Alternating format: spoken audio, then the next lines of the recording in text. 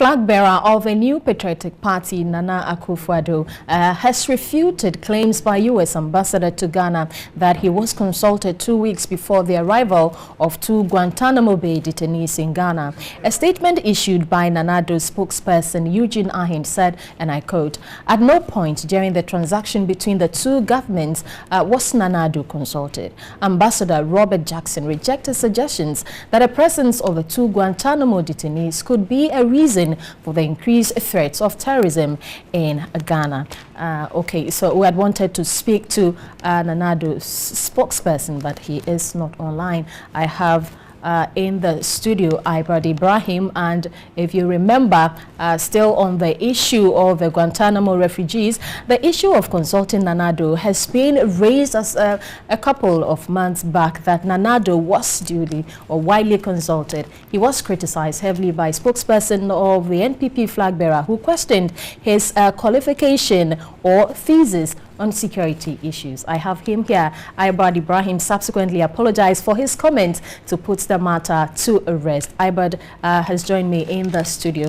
Good afternoon. I see. This is the first time talking to you, a pretty lady. All right, thank you. Thank you for having me. Thanks so much, and thanks for coming to the studio. You're First of all, when this issue came up, yeah.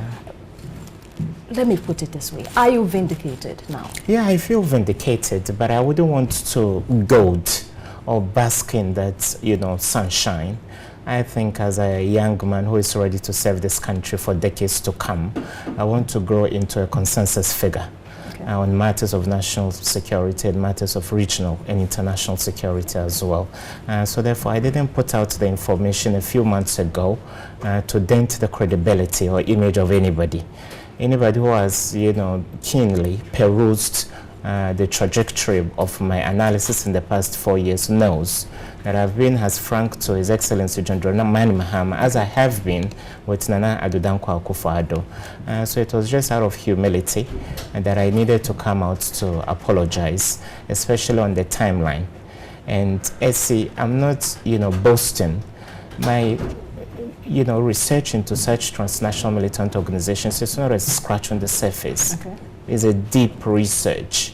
And therefore, for such a high-level transfer to have been done, a rendition from GITMO to Ghana, we needed to know. Because my contacts are not only the intel community in Ghana, intelligence communities within the sub-region and elsewhere. So this couldn't have been in the vacuum. But and therefore, we can put this behind us. I wouldn't want to see a degeneration of this diplomatic row. Then Nana Addo Akufo-Addo is a fine gentleman, and on any day, I think Ghanaians would consider whether to maintain His Excellency or bring him to par. But I think he shouldn't start a banter with the U.S. It wouldn't serve the purpose of the MPP, and it wouldn't serve the purpose of the bilateral ties that bind the Republic of Ghana with the United States of America. Well, as you have rightly said, you know, you have deep sources internationally and locally, and so you are so sure of what message that you put across. I see. But to come out and why didn't you, force, to let people understand or know that yes, I have this information, but you came out to apologize, meaning that I give up. I could have stuck to my guns. I have good friends with the U.S. Embassy, and there wasn't any synchronization of my statement and what the ambassador has said. I was friends with the former ambassador, Ambassador Kretz, and I have so many good friends in the political section of the embassy. This was no synchronization. When the Ivorian attacks took place, I just wanted to establish a nexus between what served as a midwife that gave birth to the GITMO issue in the first place, terrorism. And therefore, it was a 6-month timeline. And someone who was directly involved in the negotiations, a non-Ghanaian, had actually told me there was a problem with the 6-month timeline.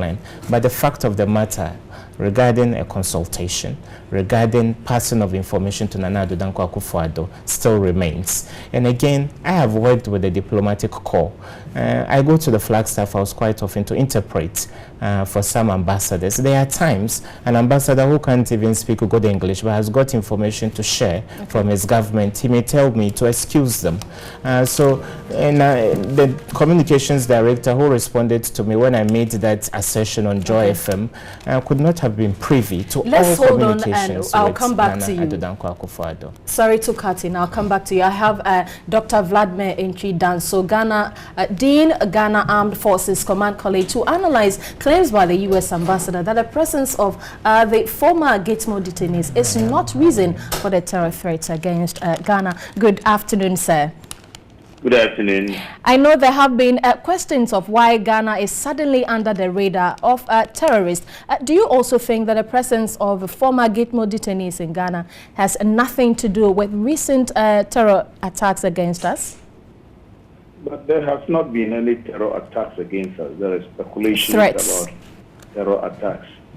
And whether the detainees were here or not, attacks could happen to Ghana at any time. It could happen to any country. Okay. We are in a terrorist century, and we need to understand terrorism. We are speculating too much about terrorism. We don't have an understanding. We don't have a clue as to what terrorism is all about.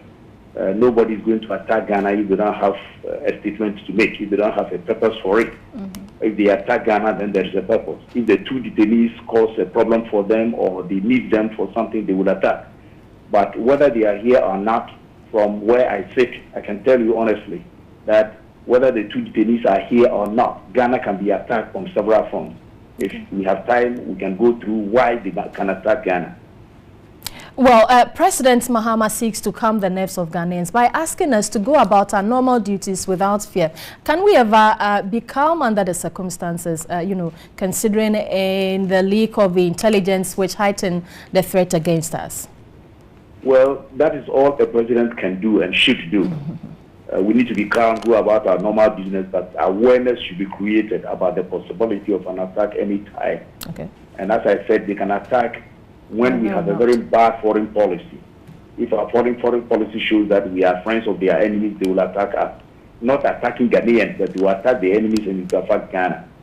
So the president needs to calm us down. Number two, they can attack us not because they don't like Ghana. The grant that something that happened in Ivory Coast is not because they don't like Ivory Coast, but they have a case over there. They've seen that the French people may be resorting over there and then they want to just attack, to make a statement.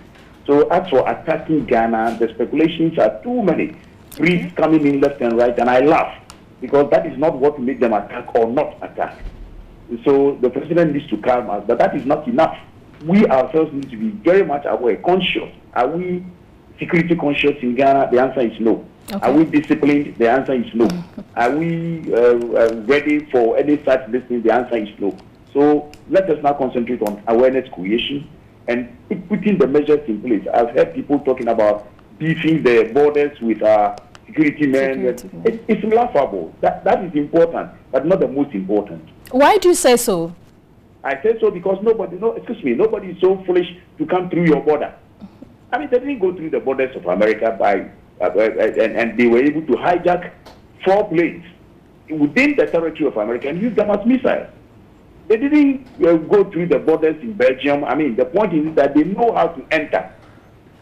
And they entered, and Turkey is saying that they even caught them on their tape as they entered Turkey, from Turkey all the way to Belgium.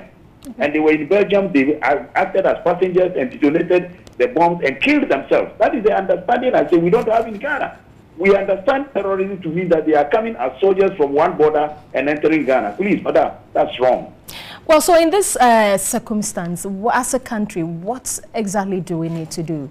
Awareness creation, making sure that you see something untoward and you are able to report, making sure that in our malls and whatnot there are cameras and there are plainclothes men mingling and watching things, and making the Ghanaian aware of the fact that anything can happen at any time, especially at places where we conglomerate. I mean, where we converge. Hotels, malls, markets, and whatnot, and especially when foreigners are around. In a hotel where you have Americans, French people especially, and from Europe, you've got to be beefing the security in those areas, you understand? And watching, get the cameras to work very well and things like that. But putting a lot of policemen in border posts and whatnot, it's not the case. All right. Thank you very much, sir, for talking to us. I have been speaking with Dr. Vladimir Enchi Danso. He says his regards to me. All right. Doc is a very fine gentleman. I think when you consider the senior colleagues I sit on TV and radio with, I'm a perfect match with Doc. He's a fine gentleman. But I think his points that he's making, the fact that whether the ex-Guantanamo, 2 ex-Guantanamos come into or came into Ghana or not. That was the point I needed to make when they came in here, that there was no correlation whatsoever between their arrival here and any potential terrorist attack against Ghana. And I believe today, the senior analysts that were not on the same wavelength with me would agree. Ghana should be careful not to politicize security. We've politicized so many things. We've politicized our economy. We've politicized religion. Let's not make the mistake of politicizing something as delicate as our security. When we communicate security, let's always douse the kind of apprehension people have. If Ghanaians panic and an attack is going to happen, it won't stop the attack from happening. All we can do is psych them up to be extra vigilant. It's like give this simplistic analogy. You build a new house at a new site like OEB, then you have a friend or a neighbor 2 blocks down the line. Okay. Then armed robbers attack and they kill some of his family.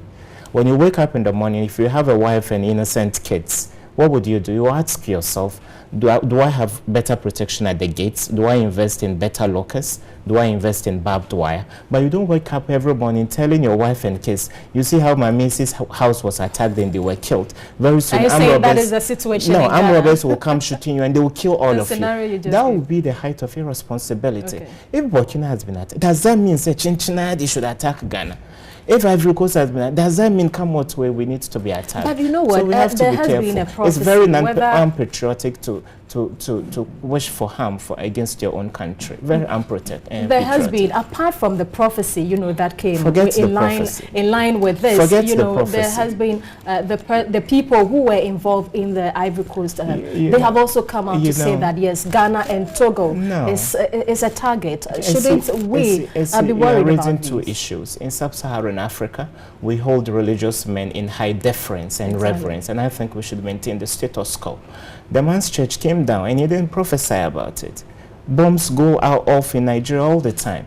So if you prophesy in a positive way, include Ghana. If it is negative, keep it in Nigeria. Religion and security is about due diligence and intelligence gathering.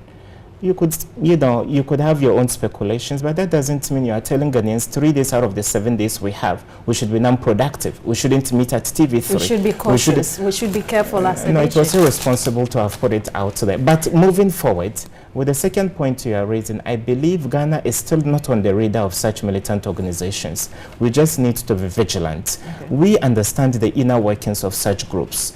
You don't arrest a detainee in Mali and the person tells you this is the itinerary of attacks. All right. The element of unanimity is key. So Ghanaians should take it easy. As I communicate security today, if there is change of government, I will never raise the level of fear and apprehension. I always tell people, we pay people to keep us safe. Let's exude some confidence and let's not panic at all. Ghanaians should not panic, says Ibert Ibrahim. Thanks so much for coming. We are so grateful to you. Same here. Thank you, Ace.